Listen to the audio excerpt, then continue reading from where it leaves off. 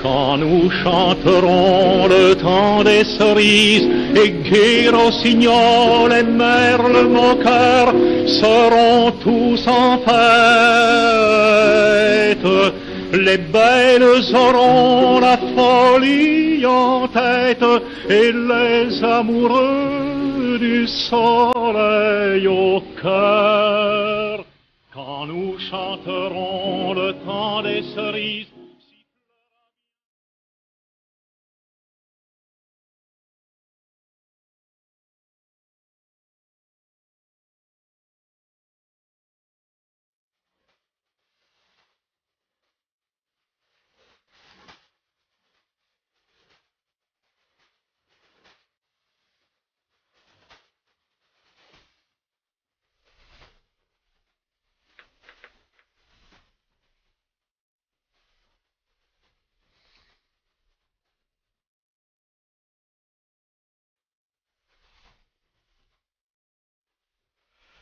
Arakaï, l'émission qu'on espère toute la semaine, sur Radio Libertaire, la voix de la Fédération anarchiste, sans Dieu, sans maître et sans publicité.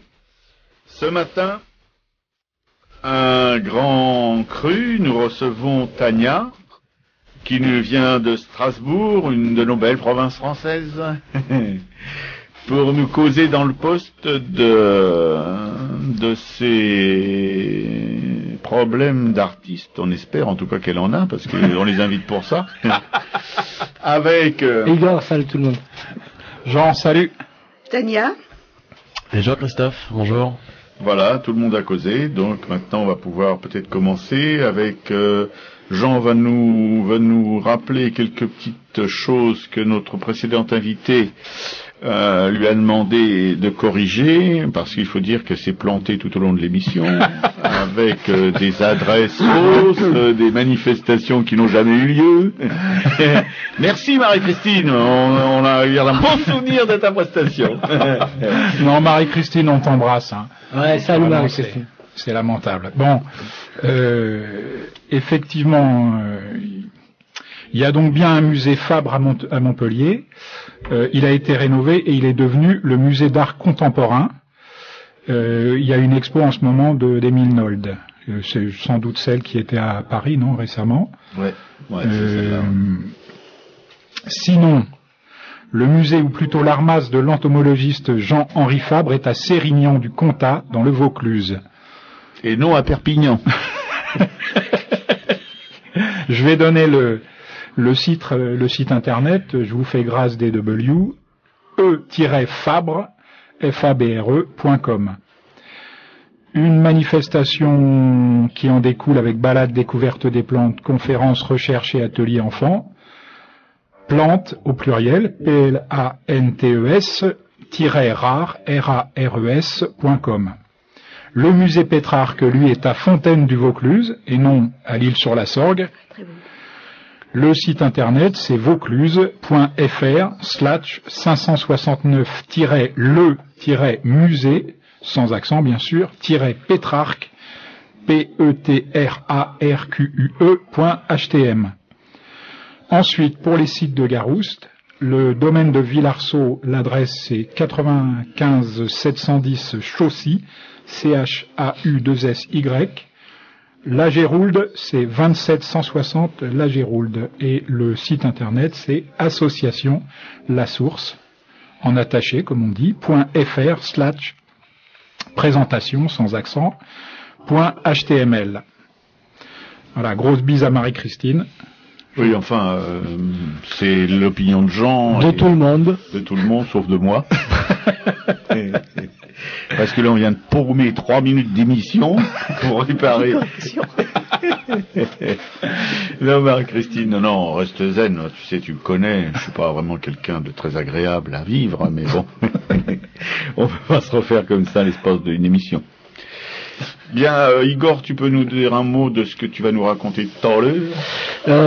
Ma petite histoire parisienne d'aujourd'hui s'appelle Les traqués par Mars. Elle concerne la problématique de météores dans la vie des sans-abri. Donc, Je vais vous la lire à 11h45. Oui. Et puis voilà. L'espoir fait vivre. Jean? Moi, je commencerai par un extrait de L'œil et l'esprit de Maurice Merleau-Ponty. Alors, c'est un petit cadeau que je fais à mon ami Robert, qui est juste à côté de moi, parce que je sais que c'est un bouquin qu'il adore, qu'il considère un petit peu comme son petit livre rouge. Alors, je crois qu'il l'a égaré dans sa bibliothèque, derrière 200 à 250 châssis vierges. C'est peut-être un peu exagéré, mais enfin bon. Ensuite, je poursuivrai avec une petite histoire sur Chaval et sur Les oiseaux sont des cons. Ensuite, je ferai un appel à retrouver la trace d'un peintre inconnu de la Manche. Et puis, je finirai par des anecdotes sur le peintre au Cusaille. Voilà. Merci Jean. Jean-Christophe, tes musiques. Jean-Christophe cherche ses musiques. Ouais, non, il y en a plein. Il y en a plein, voilà. Rock and roll et chansons françaises. Ok, bon, très bien. Merci pour les détails. Et Tania, donc bonjour Tania, artiste strasbourgeoise de Strasbourg, qu'a connu Jean quand il était lui-même artiste strasbourgeois de Strasbourg. Mais il a vite compris que son avenir n'était pas à Strasbourg et il s'est rapatrié à Paris. Parce que Tania a, semble-t-il, pas toujours tout à fait compris. Oui, mais Jean regrette d'être parti quand même. Jean regrette, il a pas l'air. Enfin, par politesse, peut-être, mais bon. Bon, je vais quand même présenter un tout petit peu Tania et dire des choses qu'elle ne dira pas elle-même. Bien sûr. Elle est sortie des arts décoratifs donc de Strasbourg en même temps que ma femme, Francine, et qu'un illustrateur d'origine canadienne, John O. Ils ont eu tous les trois la note maximum. C'est une bonne chose. C'est une bonne chose ou une... Et ils ont trusté ça ensuite. Et ils ont trusté tous les prix qui étaient distribués à E3, tous les prix qui étaient distribués cette année-là. Donc lui, je sais que il a réalisé les refs du Seigneur des Anneaux. C'est quand même pas rien. Pour Tania, c'est elle qui va nous... Oui, on a attrapé le complexe en tout début de cette émission. Oui, je supporte pas les premiers de la classe. Mais moi j'ai un diplôme en plus, hein. Et en plus un diplôme en plus. Oui. Puisqu'en fait j'ai le droit de revendiquer. Voilà. Bien Tania, alors nous écoutons ta plaidoirie. Ou ton plaidoyer. Non, alors des questions. Question. Non, donc je suis sortie de l'école des arts décoratifs et en fait avec une formation de plasticienne mais une spécialité au niveau de la création du bijou. Donc ça c'est une activité que j'ai pas vraiment exercée pleinement puisqu'en fait j'ai fait quelques expos et je suis partie aux États-Unis. Où j'ai fait une école d'art et j'ai repris un petit peu la peinture à ce moment-là. Et à mon retour, je me suis remise en fait au dessin, à la peinture, à l'aquarelle. Et il y a quelques années, j'ai découvert, ou plutôt redécouvert la terre, qui était une matière que je détestais. J'avais un dégoût profond pour la terre, pour le contact, et j'ai jamais compris pourquoi. Un beau jour, j'ai découvert cette matière et je me suis lancée en fait dans la sculpture. Mais est-ce que tu n'as pas songé à faire une analyse à la suite de ce nouveau pour la Terre? Non, mais l'analyse est faite. Hein. L'analyse est faite. C'est, je pense que le besoin du contact de cette terre, du contact doux,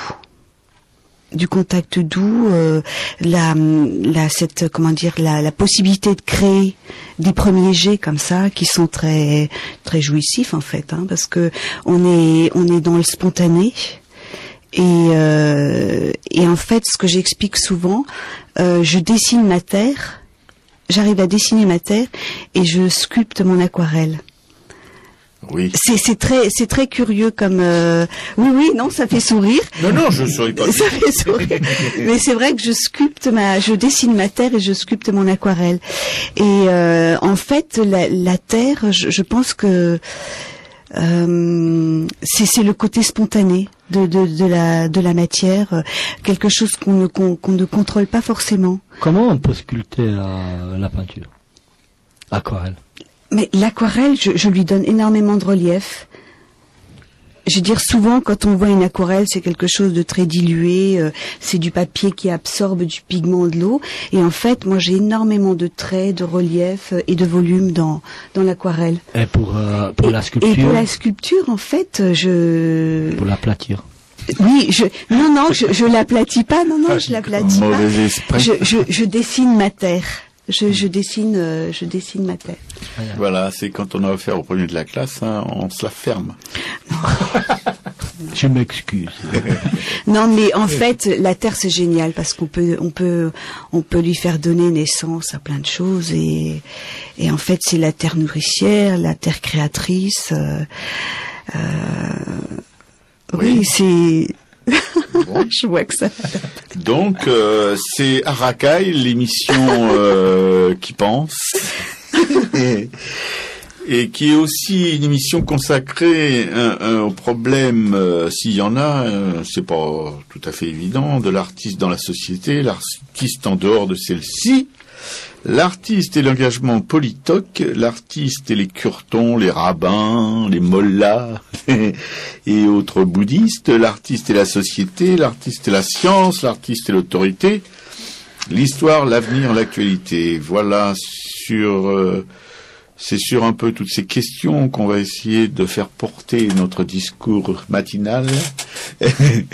Non, parce que bien sûr, c'est très intéressant ton espèce de regard sur ton travail, sculpter l'aquarelle, aplatir la terre, comme disait notre ami Igor, dans un jet irrépressible.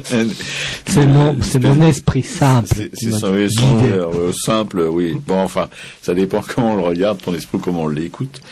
Voilà. Alors, l'artiste dans la société, est-ce que ça évoque quelque chose pour toi? T'as une place dans la société? Quelle place a l'artiste dans la société? Est-ce qu'il en a une? Bah oui, je veux dire, le monde ne peut vivre que par l'art. Ah oui, c'est aussi. Ah oui, moi je pense. Péremptoire. Oui. Ouais, c'est la survie de l'homme. C'est la survie de l'homme. Ouais. Ça a été le démarrage de l'homme et c'est la survie de l'homme. Donc sans artiste, pas de société viable. Tout à fait. J'espère que le Néant de Jardin, copyright Jean, dans ses studios de production quasi hollywoodiens, j'espère que le Nain de Jardin a une de ses petites mains ou un de ses nègres, pardon les nègres, qui puisse écouter ce que vient de nous dire Tania, parce que c'est important. Lui qui est en train de détruire complètement tout ce qui a une petite teinte culturelle en France, et c'est pas si avec ça encore ça. Enfin, ça serait dur, mais on est habitué à la précarité, mais c'est tout le reste qui déglingue à une vitesse prodigieuse. Donc, on est content que Tania nous rappelle un petit peu l'importance de l'art dans la société pour que la société soit une vraie société qui vit, qui rigole, qui s'amuse, et voilà. Merci Tania de nous avoir rappelé ces petites choses fondamentales. Donc on va continuer à cuisiner pendant encore 1h15. C'est assez jouissif, je dois dire. Non, pas de panique. Hein. C'est genre une vue de l'esprit, n'est-ce pas Igor? Oui. Non, tu étais désabusé Igor. Alors, Igor. Ah, j'étais un peu pensif, c'est vrai. Et tu pensif quoi? Ah bah je me rappelle plus. Bon, très bien. Jean?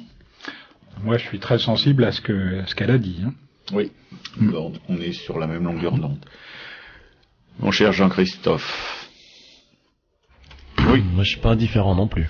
Bien. Eh ben, une certaine unanimité, enfin, un consensus se dégage qu'on va aplatir sous de la musique rock and roll. Exactement. Avec, puisqu'on parlait des Libertines la semaine dernière. C'est Libertine sur Radio Libertaire. Là, c'est le Dirty Pretty Thing. C'est le deuxième membre actif des Libertines.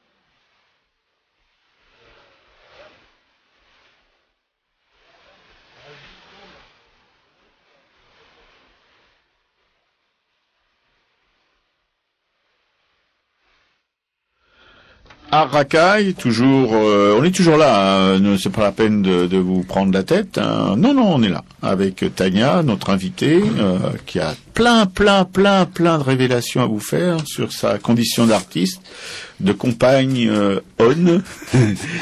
de la bijouterie aussi. En plus, mais tout, elle va tout nous faire.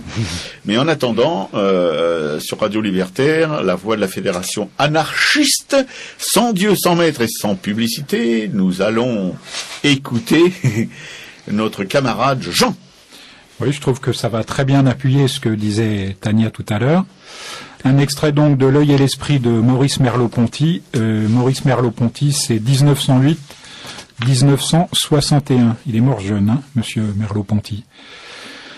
Dirons-nous qu'il y a un regard du dedans, un troisième œil qui voit les tableaux et même les images mentales, comme on a parlé d'une troisième oreille qui saisit les messages du dehors à travers la rumeur qu'ils soulèvent en nous.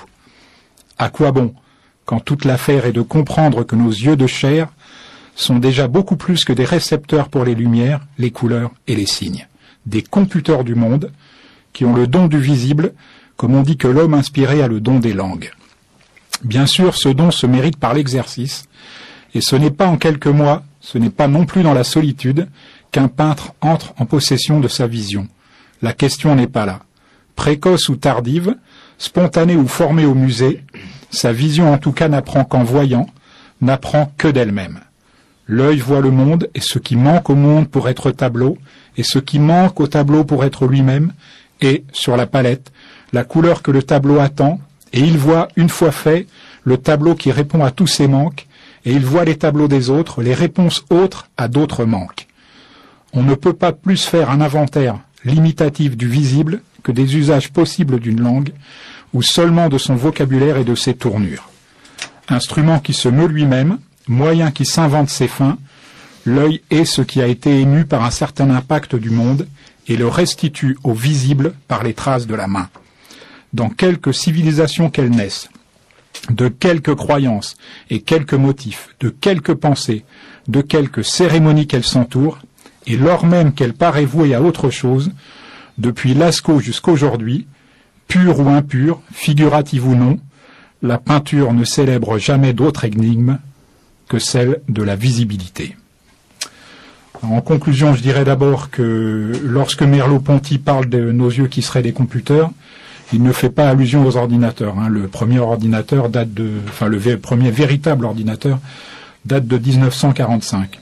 Mais plutôt à cette partie de nous-mêmes qui fonctionne sur le tout langage sans affect polluant. Pour lui, les arts rendent visible ce qui ne l'est pas forcément. La notion de beau est absente. Seul compte le visible, l'invisible, le langage parlé, le langage parlant. Le langage parlé serait notre bagage culturel, ce que nous avons acquis, un magma composé des relations entre les signes et la signification qu'on peut leur donner. Le langage parlant serait la mise en forme d'un sens donné, l'avènement d'une pensée. Dans tous les cas, il y a forcément dans l'activité de chaque artiste une interactivité étroite, intime, entre l'expression et le sens. Il y a dans l'œil et l'esprit cet espace prodigieux qui sépare l'analyse de la théorie. C'est un magnifique cadeau fait aux artistes. Il est disponible dans les collections Folio Plus Philosophie ou Folio Essai chez Gallimard pour une somme d'environ 5 €. Alors même les petits rapins radins n'ont pas le droit de laisser passer ce bouquin. Compris les petits raparadins, c'est capté où il faut que Jean vous épelle tout ça mot à mot, signe à signe, comme d'hab. Bon, non, bon, c'est bien. On n'a pas de coup de téléphone, donc tout le monde a compris. Tania, on revient vers toi parce que tu es notre invitée et que c'est une obligation de revenir vers ses invités. Tu nous expliquais donc, tu nous affirmais que sans artistes, la société, elle crève. Et là, on est unanimement d'accord, il y a un consensus à l'intérieur de cet studio et de sa petite régie. Et encore. Et encore. La suite, le développement. Le développement. L'artiste est essentiel dans le fonctionnement parce que le beau et tout ce qui découle est dépendant de l'artiste. Quel que soit l'objet ou ce qu'on voit est pensé au départ par un plasticien, par un artiste, dans la vie courante, dans tout. Et au niveau de la réflexion, c'est essentiel parce que l'artiste n'est pas uniquement le peintre, le sculpteur, c'est tous ceux qui touchent l'esthétique, la réflexion sur l'esthétique.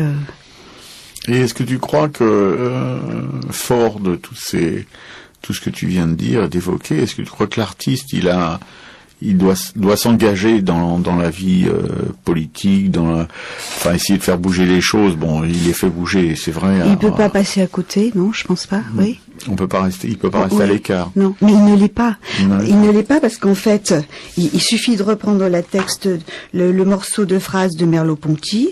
L'œil voit le monde et ce qui manque au monde pour être tableau. Mm-hmm. Oui, ça c'est ce que dit Merleau-Ponty. Mais c'est une vérité. Oui, c'est une vérité, mais est-ce que tous les artistes fonctionnent comme ça? Parce que nous, on a une petite expérience avec Jean de forum d'artistes où on a l'impression que la majorité des artistes sont complètement à l'écart de toutes ces réflexions, de tous ces engagements, quoi. Je sais pas si on est indemne, si on peut passer à côté de tout ça. Tu crois? Oui, moi je crois pas parce qu'en fait, si on travaille dans une forme de sincérité, on n'échappe pas à ce qui nous entoure, à ce qu'on ressent, à ce qu'on voit. Et en fait, la vie est faite de ça. Tu serais pas un peu trop idéaliste, non? Non, moi je pense pas. Non, je suis vraiment dans la sincérité. En fait, je pense que tu as tout à fait raison. Par contre, tu appartiens peut-être à ces 2% des artistes. Oui. Qui seront d'accord avec toi. Robert, il a raison, parce qu'il connaît les 98 d'autres % artistes qui fonctionnent tout à fait simplement. Qui s'en battent complètement. Qui sont dans le pur nombrilisme. Ça, c'est vrai qu'on est nous, on a été confrontés mais ça fait peur. Oui, mais nombrilisme par rapport à quoi? Par rapport au fric? Non, on peut être nombriliste et sortir des choses de soi-même, mais qui apportent aussi à la société, aux autres, au regard des autres. Tu vois? Nous, on parle des nombrilistes qui n'apportent rien. Qui n'apportent rien, ouais. C'est quand même honnêtement, c'est la grande majorité des artistes dans ce pays. Hein. Oui. Ouais, bien sûr. Ouais, c'est un combat pour le statut. C'est-à-dire, il y a, vous parlez des gens qui sont des artistes, ils ont leur propre philosophie d'être artistes. Moi, je suis complètement d'accord avec Tania, parce que je fonctionne comme elle vient de dire. Je pense que un artiste, étant donné que c'est un créateur, c'est son métier être créateur, donc il doit fonctionner tout à fait activement sur la vie sociale, sur la vie, sur la vie en grand, quoi. Ouais. Mais avec une grande sincérité. Je pense que c'est essentiel. Et t'en as rencontré beaucoup? Ah, je me suis rencontré moi. C'est bien. C'est pas mal. Non, mais ça c'était une petite boutade. C'est de la manière dont tu poses la question. Oui, non, si, j'ai rencontré énormément de gens qui fonctionnent de cette manière. Énormément d'artistes ou de gens? De gens et d'artistes, parce que je suis quand même entourée de beaucoup d'artistes, mais bon, peut-être que je suis un peu dans la gratuité, pas dans la gratuité dans ce que je dis, mais dans ce que je fais. Donc ça aussi, ça joue beaucoup. Peut-être aussi particulier à la région, hein, c'est possible. Non, mais pourquoi pas? Tu crois? Oui, c'est vrai, c'est vrai. Il y a des régions bien plus sauvages que l'Alsace. Non, et puis c'est vrai, je dis c'est une terre de passage, et peut-être effectivement, est-ce que on a eu cet impact un petit peu de le fait de croiser des courants, des gens, des cultures. C'est vrai qu'il y a un brassage qui est énorme, et puis en fait le fait d'être frontalière peut-être aussi, on est obligé d'admettre cette comment dire, je suis absolument on est obligé de cohabiter cette avec bisexualité. Voilà, bisexualité artistique, bien entendu. Culturelle. Non, c'est culturel. Non, mais l'égoïsme dont on parlait tout à l'heure, c'est vrai qu'il est peut-être dû en grande partie aux difficultés de vie. Pour les artistes dans ce pays, on finit par devenir, c'est peut-être... Je peux vous parler des artistes slovaques. C'est une région d'Europe. Et la vie n'est pas facile. Les artistes fonctionnent différemment. Ouais. C'est pas qu'ils sont plus gentils. C'est pas ça, mais ils bataillent beaucoup plus. Comme les artistes. On a parlé la dernière fois. Tu te rappelles, Robert, quand tu as dit que être artiste sur Paris c'est déjà pas facile, et maintenant imaginez en Provence où il n'y a pas de système, il n'y a pas des institutions qui aident, etc., etc. Un artiste, il doit vraiment batailler pour faire son métier, quoi. Oui, tout à fait. Oui, c'est parce qu'on oublie souvent, c'est toujours exclu de la discussion que maintenant, les artistes, la majorité des artistes, enfin de ceux qui méritent peut-être cette appellation contrôlée, sont des chercheurs, c'est-à-dire sont pas des praticiens, sont des gens qui cherchent des manières nouvelles, enfin qui essayent de faire un peu avancer les choses, et donc qui n'ont pas un produit manufacturé tout de suite en magasin. Et donc qui ne peuvent pas prétendre vendre leurs recherches comme des œuvres abouties, et donc ceux-là, eh bien, ils sont à la merci évidemment, soit d'institutions qui les utilisent pour remplir leurs statistiques, enfin pour avoir des statistiques en tout cas qui soient regardables, soit écoute, ils sont dans la galère, quoi, parce que ce sont pas des artisans d'art, mais ce sont des artistes. Et je crois que le statut de enfin s'il y a un statut d'artiste, c'est un peu con. D'ailleurs, Jean est tout à fait contre. Donc, comme il est très grand, il est très fort, et que moi je suis un peu plus petit, je respecte beaucoup son opinion. Et voilà. D'ailleurs, je sais plus ce que je voulais dire, mais que les chercheurs, que les artistes, les vrais en tout cas, voilà, ils sont dans le caca. Et il y a rien qui est fait pour vraiment les sortir de ce caca. Je crois que c'est ça. Parce que si on a un métier, si on fait des belles images, si on est donc un artisan d'art, ce que je qualifie moi d'artisan d'art, parce que à partir du moment où on fabrique des choses qui sont vendables, c'est pas que le critère soit, c'est pas le critère de l'artiste maudit, celui qui vend rien, le pauvre et tout ça. Non, c'est pas le syndrome Van Gogh, mais quand même, maintenant, je crois que, je retrouve le fil de ma pensée. Ah, voilà. Si on peut qualifier mon galimatia de pensée, c'est que je crois que la manière de pratiquer l'art a beaucoup changé. On n'est plus au 19e siècle, je sais pas si vous avez remarqué. Et que maintenant, il y a des gens qui ne peuvent pas montrer ce qu'ils font parce que c'est de la recherche pure et simple. On ne va pas demander à un chercheur du CNRS qui travaille sur par exemple le crabe voilà, ils ont encore rien trouvé depuis 50 ans qu'ils cherchent. Bon, et si on les paye pas, qu'est-ce qui se passe pour la recherche, hein? Nous on devrait penser un peu à nous, un peu comme ça, quoi, aussi. Voilà, merci Gaillot, c'est gentil de nous avoir parlé. Au revoir. Merci aussi Jean-Christophe pour ta espèce de collaboration musicale. Ouais, là je suis un peu faiblard ce matin, mais. Oh bon, mais tu sais, non, t'es en bonne compagnie. J'ai fait une recherche sur les crabes aussi. Ah ouais.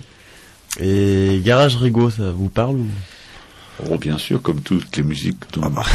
Ça nous titille le crâne. Mais c'est vachement bien. Enfin, je crois qu'il joue toujours. Bon, c'est bien si tu crois sur la qu'il scène joue toujours. parisienne. Ouais, Garage Rigo, ça s'appelle.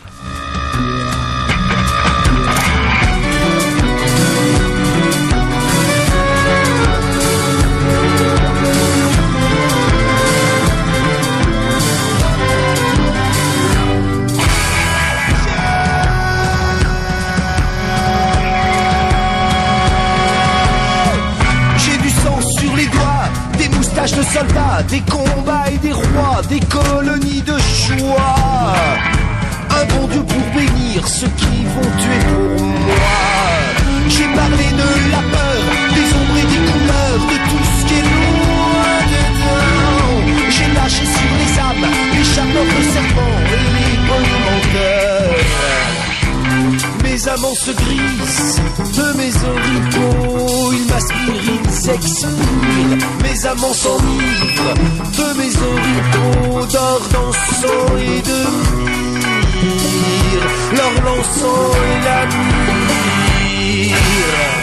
J'ai du phare plein les yeux, je maquille mes aveux rouges dedans dehors bleu, je m'offre à qui me veut. De vainqueur en vaincu, je suis maître du jeu.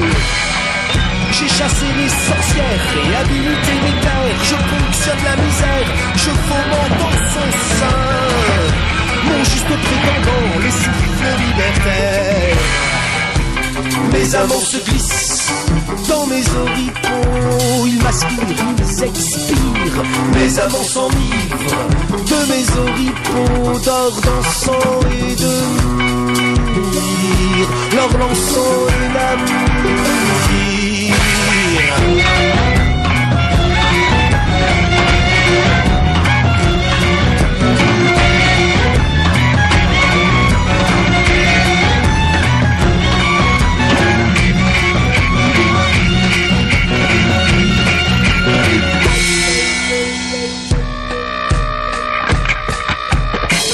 J'ai déclaré les droits de l'homme qui a de quoi, une justice de cobra, le commerce pourra droit. Un lavement de profit pour qui veut jouir de moi. J'ai la langue infective, une gouverne primitive de pantins abscons, je me nourris. L'humour en débris, je suis, le pouvoir, je suis. Mes amants s'abîment dans mes oripeaux, ils m'exercent, ils me prisent. Mes amants s'enlisent dans mes oripeaux, d'or, d'encens et de myrrhe. L'or, l'encens et la myrrhe.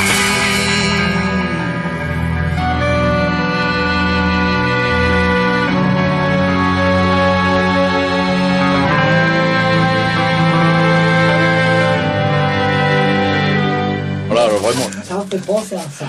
Arakaï. C'est toujours Arakaï, mais je trouve que c'est un peu dissipé quand même comme émission. Je voudrais pas faire le maître d'école, mais quand même. Toujours sur Radio Libertaire, la voix de la Fédération anarchiste, sans Dieu, sans maître et sans publicité, et on espère que ça va durer encore quelques siècles comme ça. Jean.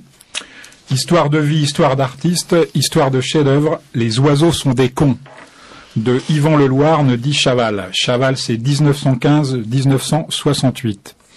Les oiseaux sont des cons est une suite de dessins d'oiseaux avec une courte légende dessous. Jusqu'à ce que Chaval s'en prenne à eux, les oiseaux avaient plutôt bonne presse. C'est ni intelligent ni con, un oiseau, c'est juste libre. Par la grâce de son vol entre ciel et terre, il évoque l'immortalité de l'âme. Par la beauté de son chant ou de son plumage, il annonce le renouveau du printemps. Tout le monde aime les oiseaux, sauf Chaval. Il en fait des êtres collés au sol, aux pattes monstrueuses, aux attitudes compassées. Il émane d'eux une sourde inquiétude, un malaise diffus. Et pour cause, ce sont tous de petits bourgeois ridicules, lamentables, dérisoires. C'est vous, c'est moi, c'est nous. Il y a là l'oiseau curé, l'oiseau militaire, l'oiseau médicastre, l'oiseau cuistre. Personne n'est épargné par l'anthropomorphisme ravageur de Chaval, pas même les oiseaux qui sont pourtant si beaux. La conclusion de l'œuvre est sans espoir. Les oiseaux sont-ils des cons ? Je viens de vous le dire. Les oiseaux seront-ils toujours des cons ? Oui. Les oiseaux seront toujours des cons. Éternellement, oui, éternellement. En 1964, Chaval adapte lui-même ses oiseaux en court-métrage, qui obtient un prix au Festival de Tours. C'est le PDG de l'unique chaîne télévisée d'alors, un certain monsieur Condamine, qui est chargé de le remettre aux caricaturistes. Et le pauvre monsieur Condamine, il découvre au moment où il va remettre le prix, en fait, il découvre le nom du film gagnant. Donc il commence à lire d'une voix qui se fait rapidement embarrasser. Alors, gagnant du Grand Prix du court-métrage, les oiseaux sont des oiseaux. Alors, sans perdre son sérieux, Chaval se lève et d'une voix forte, « Merci beaucoup, monsieur Oiseau d'Amine ». Chaval n'établissait pas de hiérarchie entre le trait et le mot. Une idée et il sortait le scalpel. Il avait choisi son pseudonyme en hommage au facteur d'Autrive. Une erreur administrative transforma le cheval en chaval, qui ne chercha jamais à rectifier le tir. Il aimait trop le jeu sans cesse recommencer, des calembours un petit peu convenus sur son surnom, sur ce trait de chaval qui valait bien mieux que cheval de trait. Merci Jean. Et je dois dire que Chaval a fait des adeptes en ma personne. Je trouve vraiment que les oiseaux sont cons. Je hais les oiseaux. Surtout les pigeons à Paris. Oh, les pigeons, les pies, les piafs, tout ce qui... Le matin, quand je fais un... Cuit. Et les mouettes. Et les... Oh, les mouettes. Oh, les mouettes. Oh, non, les mouettes. Particulièrement les mouettes. Les rieuses. Chaval avait raison. Non, Tania, non. La symbolique de la colombe. Au secours! Non, quand même. Prendre la colombe comme symbole de la paix, c'est vraiment grave. Tu sais, une colombe, c'est de toute façon tout simplement un pigeon, non? Avec des petits pois. C'est blanc. Non, mais bardé de lard avec des petits pois. Ignoble. Parce que vous êtes jaloux, parce que vous n'avez pas d'aile. Parce qu'on ne peut pas voler. Quoi. Vous ne pouvez pas voler. Moi, j'ai un copain qui a volé. Un peu grisé, oui, une fois, il a volé depuis son atelier qui est au deuxième étage. Bon, il s'est retrouvé. Non, il vit toujours, hein. Il est un peu handicapé, mais il vit toujours. Il ne pourra plus voler. Ouais. Dans son cas, c'était pas les oiseaux qui étaient cons. Non, mais pourquoi il a pris un oiseau? En fait, il aurait pu prendre, je sais pas moi, un autre animal plus con. Non, il n'y a pas pire qu'un oiseau. Il est juste tombé c'est Chaval. Oui, ça a été... il a du génie. Oui, enfin... Les grenouilles. Oui, les grenouilles. Oh, les cuisses de grenouilles. Sympathiques, les grenouilles. Oui, ça sent bon, et puis c'est bon. Sûr, puis les Anglais les aiment beaucoup. Que Chaval a mal fini. Alors, il est possible quand même que la haine des oiseaux emmène au-delà de... Bien, Tania n'est pas tout à fait d'accord avec la petite histoire de Jean, que je trouve personnellement savoureuse, délicate. Oui, non, elle est... Oui. Tania, donc les Strasbourgeoises aiment les oiseaux. Bien, c'est un point d'acquis. Moi, je prends la défense. Oui, la cigogne. C'est un volatile. Ouais. Quand même elle qui nous amène les enfants. Oui. Les bébés. Et est-ce que tu peux continuer à nous bercer avec tes belles histoires d'artistes? Ils sont tous beaux, ils sont tous gentils. Non, je pense qu'ils sont pas tous beaux, tous gentils, mais... Il y a des cons, hein? Oui, il y a des cons, mais moi j'aimerais bien les voir comme ça. Pas par naïveté, mais j'ose espérer que dans chacun, il y a un fond d'espoir. Parce que je pars du principe que l'être est en devenir. Donc, est-ce que ce devenir peut être meilleur? Je sais pas. Robert, en tout cas, il est pas en train de se bonifier. Moi, non. Non? Non, pas du tout. Au contraire. Non, mais dans le sens large du terme. Négocie si pas tu veux avec dire lui. que je suis large. Bon, merci pour le compliment. Non, c'est important. Moi, j'ai une lueur d'espoir, même pour les plus cons. Mm-hmm. Ah bah c'est de mieux en mieux. Non, très bien. C'est vrai. Oui. Non, mais Igor, ça va, parce que là, tu Igor, la brosses à il est reluire, vraiment hein, bon. sympa. Moi, je l'aime de plus en plus. Non seulement il a un super prénom, mais en plus il est génial. On me remarque pas, on fait pas attention. Ah non, ça, à moi. c'est dommage, Il faut que je me manifeste tout de même. Non, mais les gens de l'Est, là, s'il vous plaît, oui, évidemment. Mais bien sûr, on Ah avait non, pas mais pensé à Tania ça. et Igor, c'est super. Oui, C'est plus que super. Ah oui, il y avait un auteur français qui écrivait des grands romans comme ça. Comment il s'appelait? Enfin, je me souviens plus de son nom, mais j'aimerais bien m'en souvenir. J'aimerais bien m'en souvenir. Bon, Tania. Oui. Est-ce qu'on peut revenir à des choses un peu plus sérieuses que des déclarations D'amour. Parce que bon, nous ne sommes pas encore une agence matrimoniale, on en prend le chemin. Malgré mes efforts. Hein. Malgré les efforts de Jean. Quel prometteur. Oui, non, c'est parce qu'il devait avoir quelque chose derrière la tête quand il t'a invité. J'ai une émission, c'est une émission louche quand même. Hein. Ah oui, très louche. Moi, je suggérerais qu'il faudrait la surveiller. Oh, elle est surveillée. Mais de l'intérieur. Ah oui, peut-être. Ah, par ministère de l'Intérieur? Oui, enfin. Igor, bon. un air très Non, mais Tania, s'il te plaît, prends pas des chemins de traverse parce qu'on va pas s'en sortir. Hein. Oui. Il faut me poser des questions pour me canaliser. Bon, on parle de l'artiste dans la société, l'artiste. Ah tiens, l'artiste et la politique. Est-ce que l'artiste a droit, parce qu'on a des artistes, Doc Gineco, Johnny Hallyday, Bigard, des gens comme ça, même des philosophes qui prennent parti politique pour le néant de Jardin, donc copyright Jean. Et qu'est-ce que tu penses de l'engagement politique des artistes, particulièrement aujourd'hui? Est-ce que tu penses à ces choses-là? Oui. Ouais. Et alors? Je pense que c'est important qu'il y ait un engagement politique de la part de l'artiste, mais je dis quelque part c'est inné. Ah, carrément. Ouais, moi je pense que c'est inné. On ne peut pas passer à côté d'un engagement politique quand on s'engage dans l'art. Donc c'est existant ou pas. Et comment tu le dans la manière dont on va s'exprimer, dans ce qu'on va dire, je veux dire inévitablement, on ne peut pas passer à côté d'un engagement politique. Donc on va le refuser ou l'accepter dans la manière de le retraduire. Et si par exemple, brutalement comme ça je dis, le néant est un con, en parlant évidemment du néant.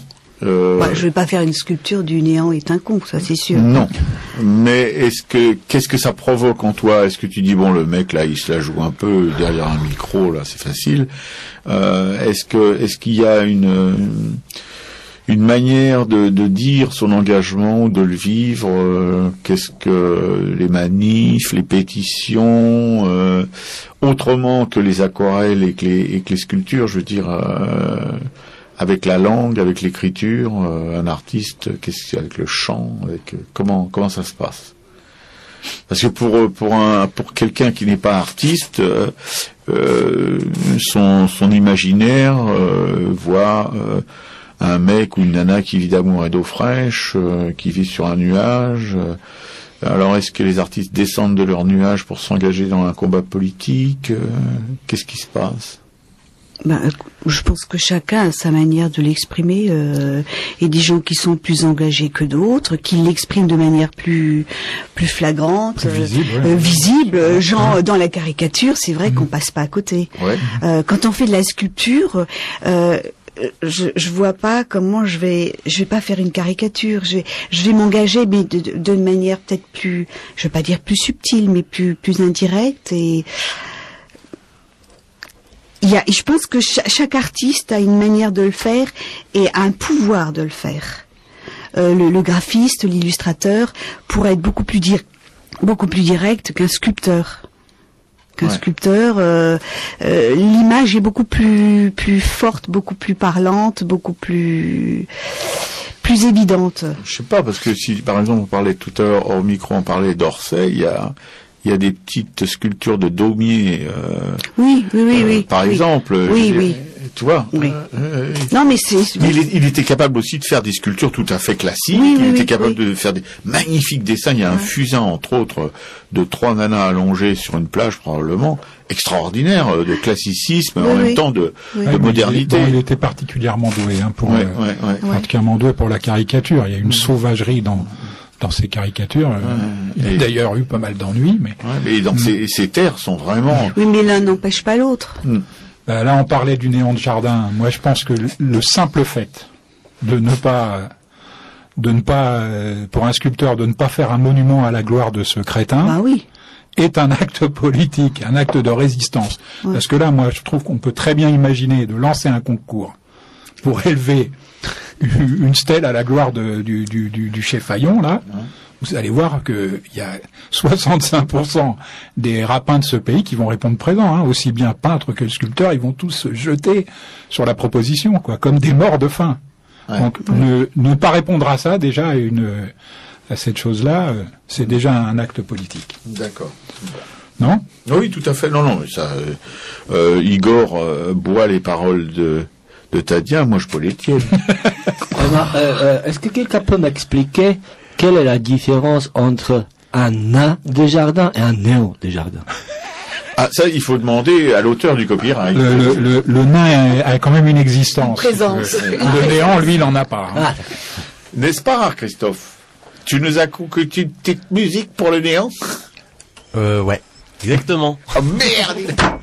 Ça s'appelle Baiser. C'est marrant. Ah oui, c'est drôle, très... hein. ah oui, Quand il reste plus que ça, il reste Baiser. il reste De mieux sec. Qui est un gars très sympa.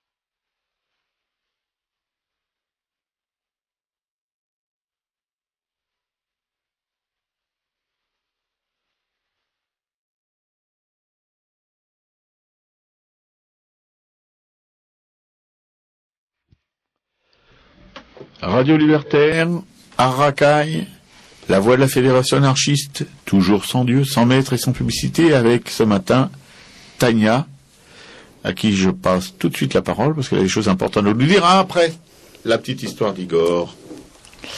Merci Robert. Fornossi, my dear, my pleasure. Météo tient une place très importante dans la vie des sans-abri. Dès qu'on se réveille le matin, la première chose qu'on fait, c'est qu'on lève les yeux vers le ciel pour observer les nuages et le vent. Et ensuite, au long de la journée, on garde un œil sur l'évolution du météo. Au tout début de ma vie dans les rues de Paris, je savais rien de tout ça.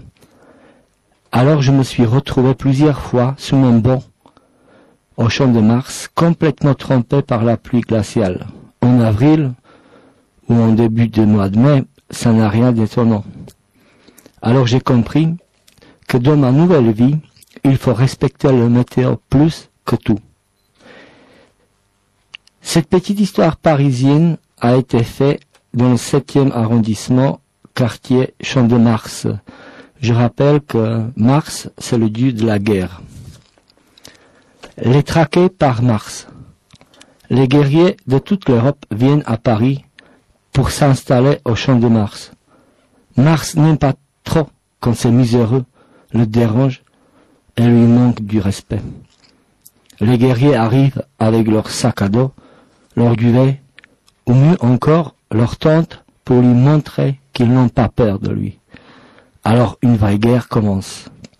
Mars appelle les autres dieux, ses frères, pour envoyer les différents fléaux sur ses adversaires. La pluie tombe jour et nuit, tout est humide, le terrain glisse, l'eau pénètre dans les duvets, dans les tentes, sous les manteaux et même dans les chaussures de ces simples mortels. Mais ils résistent. À ce déluge s'ajoute le froid glacial. Impossible de sortir les mains des poches. Impossible de dormir, ni le jour, ni la nuit à cause du gel. Mais ils résistent encore. Puis, le vent augmente la torture. Les hommes s'abritent où ils peuvent. Chacun pour soi. Petit à petit, les conditions climatiques les rendent fous. Ils ne dorment plus. Ils ne mangent plus. Ils ne parlent plus. Ils ne vivent plus. Mais ils sont toujours là. Mars commence alors à les apprécier. Doucement, le soleil revient, le vent s'arrête, la pluie cesse. Mars est fier de la volonté de ses nouveaux amis. Mais de temps en temps, quand son envie est plus fort que sa raison, il les surprend avec quelques exercices. Les rues de Paris sont pleines de guerriers traqués par Mars. Merci Igor. Oui, merci. Plus ça va, enfin au fil des émissions, tes histoires, vraiment c'est, ouais, ça le fait quoi. Oui, mais c'est normal. Ah bon? Si tu le dis. Tania? Oui, je suis un petit peu sonnée par ce qu'il vient de dire. Oui, et ça, on a remarqué que entre vous... En dehors. Non, il faut... une chose qui se passe. Non, mais il faut dire une chose que c'est... On va se consoler tous les deux. Robert, il n'y a pas de problème. C'est ce que je raconte, je l'ai vécu. Oui, donc c'est peut-être ça la différence quand des gens entendent ou lisent quelque chose sur ce sujet-là, ou alors qui m'entendent parler de moi-même, parce que sur ce banc au Champ de Mars, complètement trempé par la pluie, j'étais vraiment. Oui, c'est ça la sincérité. Bien sûr, tout à fait. Ouais. Alors, on se disait des choses en micro que j'aimerais bien, et mes petits camarades aussi probablement, aimeraient bien réentendre. Chère Tania. Ah oui, attends, Jean, tu me disais que... Comment tu avais formulé ça? Il ne l'aidera pas. Si, il avait trouvé une bonne formule. Oui, mais les bonnes formules, voilà, ça s'échappe facilement. Oui, je disais que les artistes n'étaient pas forcément des militants, mais qui avaient Non, tu disais qu'on pouvait être engagé sans avoir une œuvre militante, c'est ça? Oui, tout à fait. Voilà. Oui. Et je suis entièrement d'accord avec ce qu'il dit. Oui, bien sûr, mais tu avais ajouté quelque chose de ton cru quand même. C'est vrai, du coup je ne me souviens plus. Eh ben non, c'est grave parce C'est que je terrible. note. Oui, ben il faut Non, mais c'est vrai Non, que je suis la note partie. va être au-dessous de la moyenne. Je suis désolé, ça va être une nouvelle pour Tu toi. n'aurais jamais dû lui raconter cette histoire. Mais bon. Non, Tania, écoute. Non, mais c'est vrai, il y a un militantisme quotidien Qui s'exprime comment? par le comportement, Voilà. dans l'engagement qu'on a quand on va voir telle et telle chose, ou qu'on refuse tel et tel Voilà. bouquin, tel et tel discours, tel et tel propos. Ça rejoint un peu ce C'est que du disait quotidien. Jean à propos de l'appel pour une sculpture du néant. Quand on vient Quand on répondre aux questions des animateurs de Radio Libertaire plutôt qu'à celles des animateurs d'FR3 Alsace, par exemple, Oui, ou de Radio Courtoisie. c'est pas du militantisme, c'est de l'engagement. Ouais. Ouais, d'accord. Donc c'est Voilà. bien. Je suis très péremptoire pour essayer d'enfoncer le clou, mais bon. Non, mais c'est vrai. Bon. Heureusement que Jean est là. Non, Tania, tu es autonome. suis Aucun autonome. souci. Est-ce qu'il y a une différence entre militantisme et engagement? Ah oui, complètement, oui. Bon, ben, on écoute Jean. Moi, pour moi, ça me paraît évident, oui. Et Que alors? le militantisme, ce serait effectivement pour un artiste de ne produire que des œuvres militantes. Oui. L'engagement, ça peut être un engagement à côté de son travail. C'est ça la grande différence. Ouais. D'accord. Oui, donc l'engagement, tu travailles, tu te produis, et puis de temps en temps, tu prouves par ton travail tes opinions. Ou par ton refus de participer à certaines choses. d'accord. Ouais, c'est ça qui est important, c'est Voilà. aussi le refus de participer. Moi, c'est ce que je trouve, c'est ce qui me semble le plus significatif dans le positionnement de Tania, c'est justement ou de Jean, parce que bon, son mentor, on dirait. C'est des copains. C'est de. Oui, ouais. oui. Non, c'est de copains. Non, mais c'est de justement de ne pas faire des choses ou de ne pas aller vers des choses volontairement pour marquer son refus de ces choses-là, quoi. Tu vois, enfin, le refus de collaborer à ce qui se passe en ce moment, quoi. Et qu'est-ce qui se passe en ce moment auquel Je voulais poser cette question. auquel on peut refuser de collaborer en s'abstenant de se bouger pour, par exemple, Tania, tu as quelque chose, un exemple? Un exemple précis. Je sais ce que Robert veut dire pour voter. Pas forcément, il est là. Non, ça c'est la solution extrême. Solution finale. Oui. Ouais. Non, mais je veux dire, dans la mesure où tu lis un certain nombre de journaux, de magazines, tu t'engages, donc tu finances, tu soutiens des mouvements, c'est ça en fait. Et est-ce que ça peut aller aussi jusqu'à, par exemple, les achats domestiques? Est-ce qu'il y a... Ah ouais, pourquoi pas? Bien sûr. Bien sûr, l'écologie par exemple, c'est ça. Et l'engagement donc sur des produits où on a une maltraitance, que ce soit sur les êtres humains ou sur les animaux, c'est un engagement politique. C'est ce que je dis, c'est du quotidien.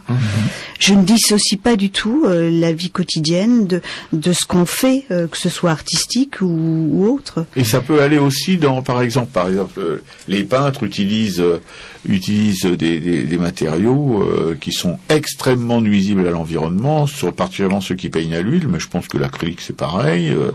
Il y a des tas de choses. Il y a des ce qu'on appelle Les solvants. Les solvants, voilà, tout à fait, ouais. C'est dramatique, oui. Qui vont dans les éviers, et qui vont dans les voilà. Et est-ce qu'il y a là, comment on peut réagir à des choses comme ça en se privant de travailler parce que là, on est vraiment devant un gros problème de pollution.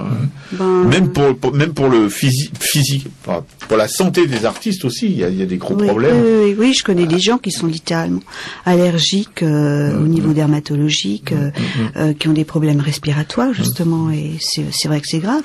Mais là, on attend justement que des gens spécialisés dans cette question s'engagent et travaillent dans ce sens-là, parce que il y a des techniques où on ne peut pas se passer de certains produits actuellement parce que il y a une pérennité de l'œuvre, du travail. Je veux dire, il y a des œuvres qui se sont dégradées parce qu'on a utilisé des mauvais produits. Je suis hors circuit parce que moi je fixe ce que je fais. C'est de la terre. C'est dur. Oui, c'est cuit. Ça résiste à l'eau et au gel. Mais tu utilises des émaux quand même.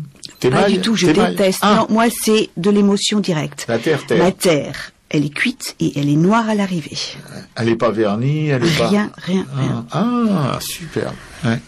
Et en fait, je ne veux pas de couleur parce que je ne veux pas que mon travail soit sali par la couleur.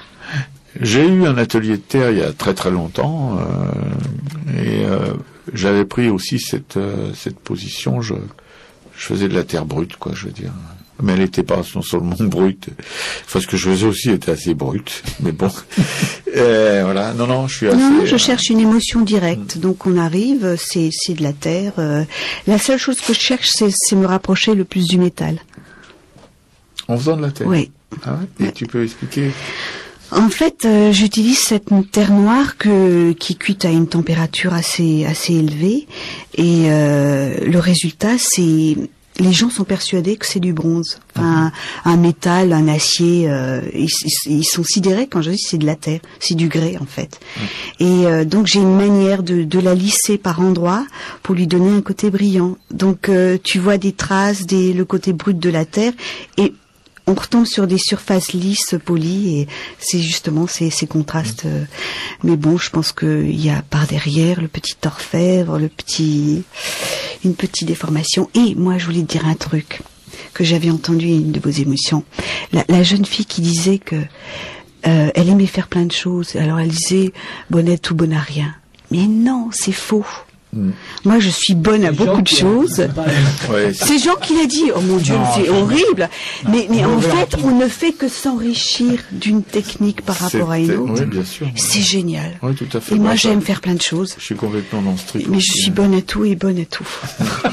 Moi, je suis bon à tout et propre à rien, comme disaient mon papa et ma maman, qui étaient des géniteurs incomparables, une psychologie si fine et tout. Pierre Chiroul Nimbes Pomos, par exemple. N'est-ce pas, cher Christophe? Est-ce que tu peux nous faire penser nos blessures? Ouais, moi c'était Pierre qui roule débouche une mousse. Mais c'était une autre façon de voir. Les Moldy Peaches, vachement bien. De Adam Green, premier groupe.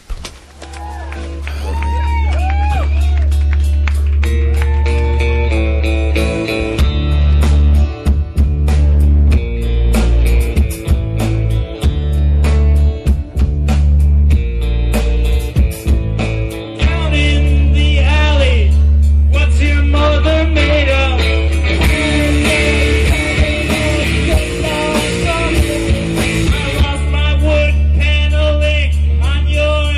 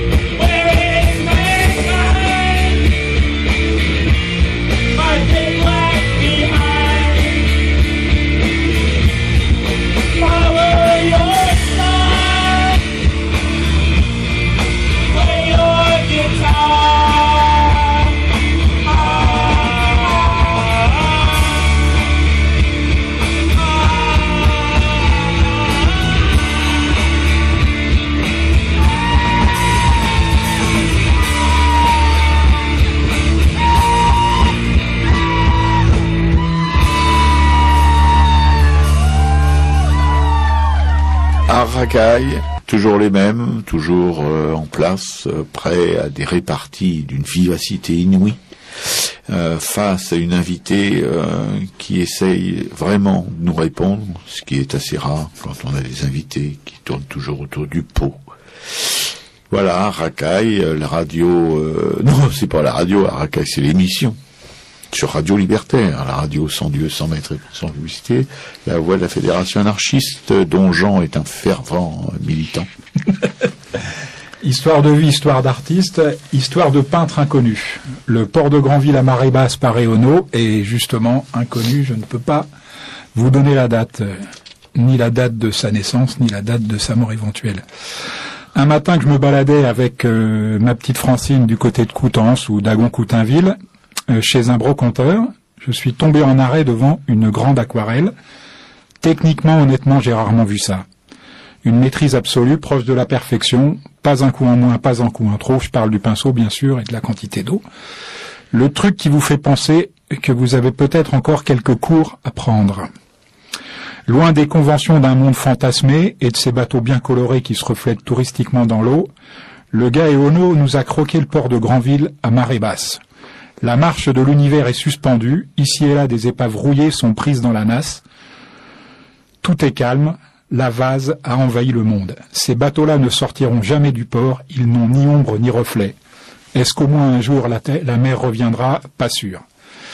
Ce qui est sûr, c'est que le margoulin, car c'en est un, a repéré mon trouble. Ce qui met la belle aquarelle hors de portée de mon pauvre Larfeuille. C'est un Eono, m'affirme-t-il, comme si c'était un Picasso. On n'en trouve plus, les manchots ne veulent pas les lâcher, ni d'une main ni de l'autre.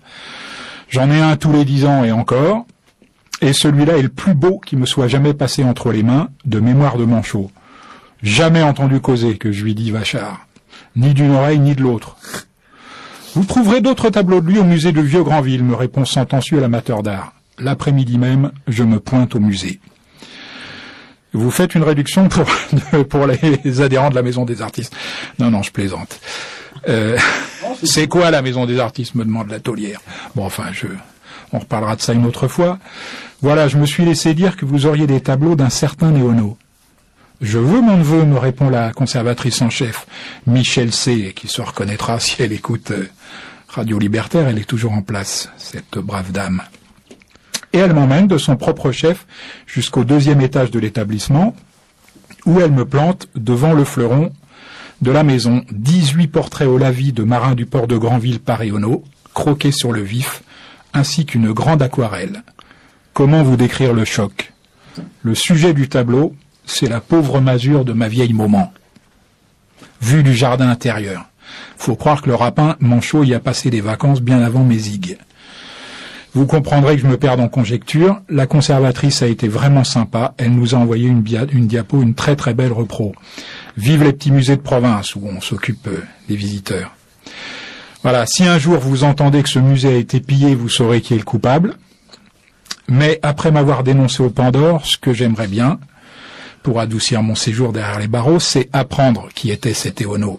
Alors je lance un appel aux bonnes volontés. Si jamais un de nos auditeurs a entendu parler de ce peintre, Eono, voilà, je suppose qu'il était originaire de la Bretagne, mais il a peint dans la Manche. Bien, j'espère que Raphaël écoute cette émission, comme il me l'a affirmé hier, lorsque nous avons dégusté ce fabuleux gâteau au chocolat, et qui pourra, comme je sais que c'est un érudit qui fait beaucoup les musées, les bibliothèques, dont celle qui a été dédiée à Feu Tonton, qui puisse nous trouver une espèce de bio de Eono. Eono. Ça s'écrit comment? E-O-N-O. E-O-N-O. Capito, Raphaël. Bon, merci. C'est un nom répandu en Bretagne, mais apparemment, lui, il aurait surtout peint en Normandie. C'est un prénom? Non, c'est un nom de famille. Un nom de famille. Je ne connais ni son prénom, ni ses dates. Alors, Raphaël, tu vois, ça serait une mission de salut public, parce que Jean, ça vraiment, ça a l'air de le perturber. Il était extrêmement doué. Mais c'est peut-être un pseudonyme. Ça peut-être. Oui, c'est possible, mais c'est quand même un nom courant en Bretagne. Bien. Tania, donc je te repasse la parole avec un plaisir certain pour poursuivre sur ton engagement politique dans la société. Non, de quoi on peut parler d'autre? L'artiste et la religion. You. Ouais, moi je dis qu'il n'y a pas d'art sans spirituel. Ah oui, mais spirituel, ça veut pas dire forcément religieux. Ah oui, elle a raison. Ouais. Mais je veux dire, pour moi, c'est sûr que ça va au-delà, mais il faut le dire, le spirituel est important. Ouais. Et bon, tout le monde partage cette opinion, je suppose. Moi, parfaitement, surtout que, en ce qui me concerne, je considère que la religion est exactement le contraire de la spiritualité. Ouais, c'est ça, il faut le placer au-dessus de tout ça. Ah bon, d'accord. Ah non, parce que parce que je suis tellement obsédé par ces questions de Curton que j'avais complètement raté le truc. Oui, tout à fait. Merci. Chez chaque artiste, il y a un besoin comme ça et qui peut être très vague. Hein, ça peut être un sentiment très vague, mais le besoin de spiritualité. Ah oui, je crois, oui. Ah, tu vois, on apprend tous les jours, Robert. Ouais. Et ça se traduit comment, en fait, ce besoin de spiritualité? Là, j'en vais jouer. C'est le troisième œil. Ah ouais, d'accord. Et c'est bien parce qu'au fond, une explication de texte d'un troisième œil, hein. Pour une fois. Non, je déconne. C'est quoi? Il y a tes commentaires, mais ils sont jamais repris par les invités. Et là, c'est le dépassement de soi-même déjà dans ce qu'on fait de manière complètement inconsciente. C'est vrai. Tu me demandes, bon, tu sais peut-être pas, ces deux-là, ils savent, je suis croyant, profondément croyant en Dieu, mais je ne place pas ça au-dessus de tout, c'est une sorte de spiritualité. Voilà, donc, une sorte de concentration, une sorte de remplissement de soi-même qui nous donne la force de faire ce qu'on fait, quoi.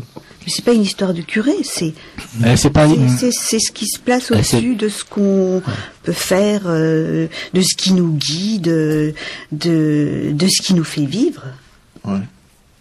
C'est ça qu'on. Et c'est un engagement politique aussi. Ah, d'accord. Bien. Bon, il est perturbé. Oui. Qu'on puisse. C'est la première fois. C'est la première fois que quelqu'un ose lui dire que la spiritualité est un engagement politique. Mais bien sûr. Il est complètement paumé. Les fondations sont en train de vaciller tout autour de nous. Bien, bon, on va changer de sujet. C'est une très belle initiative d'être venu dire ça sur Radio Libertaire. Ouais. Je pense que oui. Les auditeurs apprécient. Oui, enfin, oui. Et l'artiste et l'autorité. Je sais pas, moi, l'artiste et l'autorité. Non, on refuse quand on est artiste l'autorité. Ouais. Totalement. Ah oui, moi je pense. Je pense que si quelques artistes nous écoutent, ils en prennent plein la gueule là, parce que les artistes et l'autorité, moi, je trouve qu'ils sont assez conciliants avec l'autorité de manière générale. Mais ça dépend quelle autorité. Oui. Si c'est leur autorité ou autorité dans l'environnement où ils travaillent, où ils vivent. Oui, c'est ça, bah oui. L'expression, je veux dire, c'est un refus de l'autorité quelque part. Ouais. L'expression de l'artiste, c'est il a besoin d'exprimer quelque chose qu'il n'a pas le droit peut-être d'exprimer d'une autre manière que par son art. Donc au départ, c'est un refus d'une autorité. Oui, là je suis tout à fait avec toi. Il préfère ce terrain. C'est moins miné. Non, c'est pas ni plus ni moins miné. Tu as le droit de l'exprimer, de dire que tu as au fond de toi une force spirituelle, sans voir tout de suite. Tu peux l'appeler comme ça, voilà. en tout cas. Oui, Tania, non, je respecte tout à fait ta force spirituelle, mais je veux dire que la mienne, je constate une absence vraiment. Chez Robert, il y a que la moi, j'ai bête un qui exemple parle. à te donner.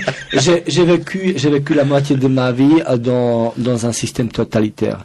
Donc, si c'est le cas d'autorité de l'environnement où tu vis et où tu travailles, c'est forcément tu es manipulé par. Donc, on a vu les artistes peintres, par exemple, tchécoslovaques, parce que c'était la Tchécoslovaquie. La majorité se lançait dans ce style réaliste. Il y en avait vraiment peu qui ont exprimé, pas la politique, c'était hors de la politique, qui se sont exprimés et ils étaient interdits. Ouais, parce qu'ils ont pas suivi l'autorité. Ouais, voilà. Oui, il y a cette autorité-là, mais moi j'évoquais plutôt une autorité plus... Enfin, comment expliquer ça, comment l'exprimer, le concept d'autorité, quoi, qui est appliqué à des tas de situations qui peuvent être politiques, qui peuvent être spirituelles, parce que aussi il y a des gens qui se rappellent ou de l'autorité et qui sont des gens, des religieux, des spirituels, etc., mais qui sont des spirituels, des religieux autoritaires. Oui. Voilà. Et il y a une autorité aussi dans beaucoup de références à la spiritualité. Voilà, c'est pour ça que je suis... Mais on peut aussi se défaire de tout ça et dire que il existe une forme de spirituel non autoritaire. Non autorisée. Et non autorisée. Si, autorisée. Elle est autorisée. Ah, une petite divergence. Elle est autorisée dans la mesure où tu as le droit de l'exprimer. Ouais. Mais je trouve que la vie d'Igor, elle raconte, enfin pour autant que j'ai pu la comprendre, raconte à peu près ça. Je peux le répéter, hein. Non, mais parce que t'étais quand même relativement intégré en fait à une période de ta vie, et puis tu t'es révolté contre tout ça quelque part. Bon, il faut dire que j'ai quitté le pays illégalement, j'étais réfugié politique, mais ça c'est autre chose. Mais pour dire que pour le reste, en fait, les artistes dans un système totalitaire, pour moi, c'est qu'une masse tout grise. On voit pas les couleurs, on voit pas quelqu'un qui sort avec quelque chose, l'autre il sort avec autre chose. Il y a une opposition de tout ça, il y a la communication, il n'y en a pas de communication dans le système totalitaire. Donc moi, pour dire que dans le vocabulaire d'un artiste, le mot totalitaire ne doit pas exister. Bien sûr, Igor. Est-ce que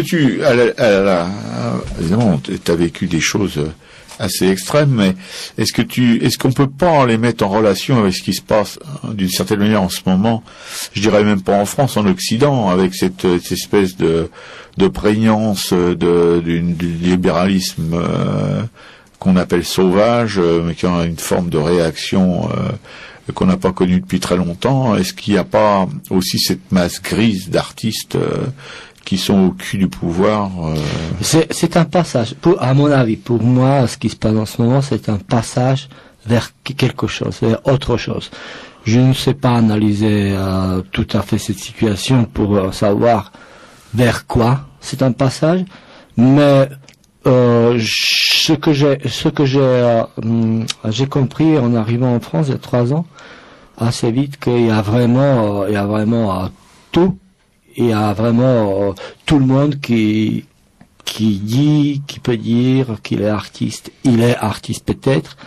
Donc ça donne peut-être une masse grise en total. Ça. Mais je sais pas. Moi, je fonctionne différemment. Vous savez comment je fonctionne. Oui, très bien. J'ai une philosophie, j'ai mes principes et je fonctionne par rapport à ces principes-là. Ça me suffit. Maintenant, si quelqu'un d'autre fait autre chose, moi j'aime bien parler, communiquer. Tania, elle dit des trucs fantastiques. Moi, j'aime bien. Et malgré qu'elle n'est pas émigrée, tu vois. Mais c'est la théorie que moi j'adore écouter. Mais je me préserve, comme à l'époque quand je dis Van Gogh est parti de Paris à Arles pour se préserver d'une certaine pression. Moi, je fais mon truc, je fais mon schéma à moi, mes thèmes à moi, qui sont assez étroites, c'est la précarité, pauvreté, la vie de la rue, et par se concentrant sur ce sujet-là, je me préserve. D'accord. Oui, je suis entièrement d'accord avec ce qu'il dit. Oui, Non, mais c'est vrai. Une vraie surprise. Non, mais c'est super, c'est vrai. Moi, je suis dans la même direction que lui. Tout à fait. Vous allez retourner dans l'Est bientôt tous les deux. C'est vrai qu'on se préserve. Jean-Christophe Appeler. C'est un mot que, en fait, je l'ai pas utilisé. Je veux rester dans la sincérité, mais c'est vrai que je cherche à me préserver. Ouais. Moi aussi, d'une certaine manière, avec la musique de Christophe. Et avec un chien. C'est le requiem pour un con, ça s'appelle. Qu'est-ce que c'était? Requiem pour un con. Oh non, mais franchement, ce Romain, il commence à m'exaspérer là-bas.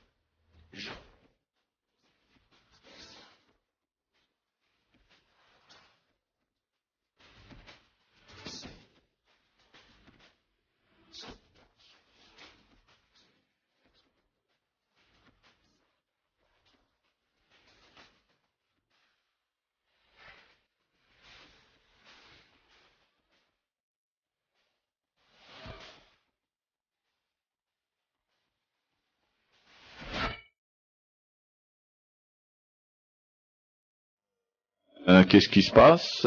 Oui, bonjour. Oui, on est là. Coucou, c'est nous. Bientôt la fin de cette émission. On va dire bientôt aussi, parce que c'est la fin de l'émission. Au revoir à Tania, qui nous a apporté vraiment une hôte remplie de gros cadeaux, particulièrement pour notre camarade Igor. Les saucisses de Strasbourg. Les saucisses de Strasbourg. Là, j'ai pas vu de saucisses, mais enfin bon, rien n'est perdu. En attendant, Jean va nous conter une dernière et nous parler de ces petites expos qu'ils font frétiller. Jean? Alors je commence par une histoire de vie, histoire d'artiste, une histoire de peintre connu, celui-là, Katsushika Okuzai. Je ne sais pas si je prononce ça correctement, c'est pas très grave. Okuzai, c'est 1760-1849. Il naît donc en 1760 dans un faubourg ouvrier de Tokyo. À l'âge de 15 ans seulement, il livre ses 6 premières estampes qui sont destinées à illustrer un roman. À l'âge de 18 ans, il décide d'abandonner le métier de graveur. Il y a quand même des gens très précoces, pour celui de peintre. Il veut absolument donner une forme personnelle à ses rêves. Pendant plusieurs années, il va écrire et illustrer des romans populaires, les petits livres jaunes, qui rencontreront un beau succès au Japon. Puis il passe à des ouvrages de poésie plus élaborés. Mais une seule ambition l'anime, créer des personnages qui paraissent vivants. À partir de 1805, devenu célèbre, il est continuellement sollicité par des écrivains de renom pour illustrer leurs œuvres. Il faut dire que son style s'est épuré jusqu'à la perfection, qu'il sait rendre comme personne avant lui au Japon, la richesse foisonnante de la vie, la grâce du mouvement, la vigueur d'une nature en perpétuelle transformation. Puis il s'attelle à l'observation des habitants de ce quartier qu'il n'a jamais quitté et s'impose comme le principal représentant de l'école populaire dite de l'ukiyo-e.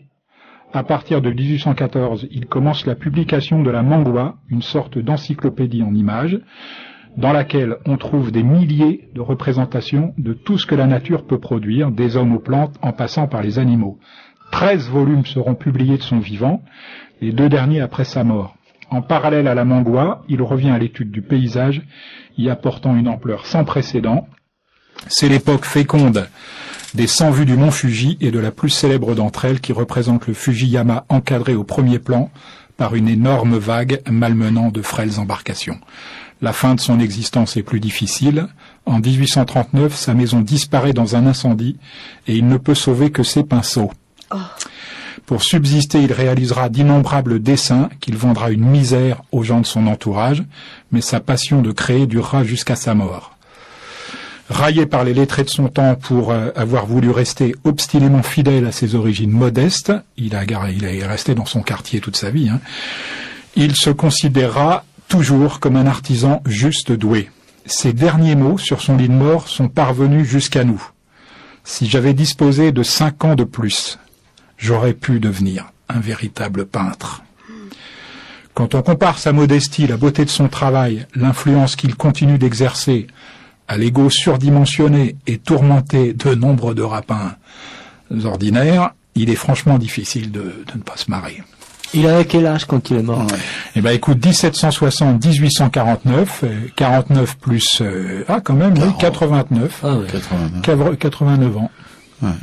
Merci, Il a Jean. beaucoup marqué le 19e siècle. Oui, il avait un peu disparu, puis ce sont les impressionnistes qui l'ont ramené sur le devant. Mais comment mais ces mecs-là avaient une production, mais c'est invraisemblable. La Mangoua, moi, j'ai pas eu la chance de regarder ça. Je sais pas si c'est réédité, si c'est des milliers. J'ai vu certaines des images. C'est d'une beauté. On a un artiste ici qui aussi fait dans la quantité. Oui. Oui, moi, mes copains en Slovaquie. L'art dans lequel je travaille, ils ont appelé speed art. C'est pas mal. C'est bien. C'est du spontané. Oui, c'est bien. Donc, on va te dire au revoir, te remercier pour ta prestation magnifique, les échanges qui ont pu avoir lieu dans ce studio. Entre STS. C'était pas un dialogue, Non, tu sais, ils sont méchants. C'est leur mais c'est pour ça qu'on vivra très vieux, Robert et moi. Parce qu'on est des vrais pots. De vache.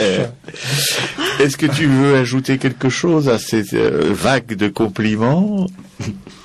Non, j'ai été vraiment ravie de pouvoir vous rencontrer et de partager ce moment avec vous. Et je sais pas si j'ai apporté quelque chose à l'un de vous.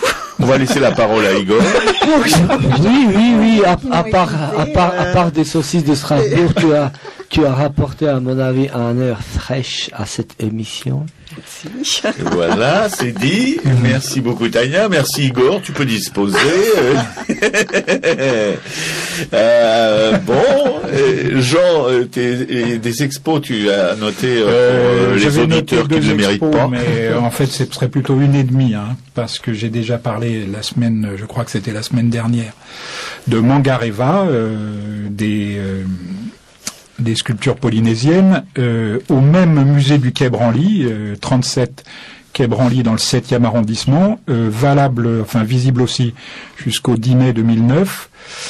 Un rassemblement étonnant d'objets non figuratifs à fonction divinatoire. Donc pour tous les artistes qui sont en quête de spiritualité c'est à ne pas manquer. Oui. Alors ce que je ne sais pas, c'est si on peut avec un même billet voir les deux expositions. Ça, je ne sais pas. Et puis à la Galerie Lelon, 13 rue de Téhéran, ça c'est dans le 8e arrondissement et c'est visible jusqu'au 7 mars, donc il faut pas trop traîner. Des estampes de Frank Gehry, l'architecte, je crois qu'il est américain. On peut voir une expo où l'on peut voir que pour ce grand architecte, tout commence par un petit dessin. D'un embrouillamini de lignes surgissent peu à peu des évidences et des bâtiments qui sont devenus fameux à ne pas manquer. Merci Jean. Jean-Christophe, une nouvelle, quelque chose, un commentaire non, moi je cherche du travail. Bon, Jean-Christophe cherche du travail. Il est dans le son. Vous voyez, et d'ailleurs vous pouvez apprécier son travail en direct sur Radio Libertaire. Cette émission n'était pas la meilleure prestation, le meilleur exemple. Non, c'est tout le contraire. Et oui, ça y est, la crise a atteint la télé. La crise a atteint la télé, ça y est. Le 1er janvier 2009, c'est une catastrophe. Merci le néant, on est content de l'apprendre, évidemment. Maintenant la télé, après tout le reste, quoi, et c'est pas fini. Bien, donc ça se termine, encore quelques minutes. Je vais faire une dédicace à toutes les copines qui ont bien voulu venir papoter avec nous dans cette émission. La première, c'était Cécile, pas Céline, Cécile. La seconde, c'était Christine Le Sueur. Christine Le Sueur, une immense dessinatrice qui a connu le professeur Choron. Après, c'était donc Chloé, qui est actuellement au Brésil. On espère qu'elle reviendra, sans brésilien, parce que les histoires d'amour la tassent. Mais qu'est-ce qu'il est jaloux, mais moi non, mais à côté de moi c'est rien du tout. Après on a eu droit à Hélène. Salut Hélène. Oui, tu as laissé un très bon souvenir. Je pense que c'était Pat entre Chloé. Ah oui, il y a eu Pat. On était trop pressés de venir à ta prestation, Hélène. Il y a eu Pat qui est fondu d'amour pour la Batavie. Oui, c'est pour ça qu'on l'a oublié d'ailleurs. Elle nous a vraiment gonflé avec son hollandais. Après, on a eu Hélène, très fleur bleue, très papillonnante, un souffle, une légèreté. Et enfin, Marie-Christine Béguet qui nous a plombé une émission. non, Marie, c'est pour blaguer. Marie, Jean est catastrophé de entendre mes bêtises. Il est méchant malgré lui. Marie-Christine, je t'embrasse vraiment. Ah ouais. Enfin... Igor, tu dois l'embrasser aussi probablement. Oui, bien sûr. Et enfin, aujourd'hui, Tania, dont on gardera un souvenir ému. Enfin, pas tous le même, mais un souvenir ému quand même. Voilà, Jean-Christophe. Salut les copains, allez, les ciao. copines, les amis. Ciao. Au revoir. Salut.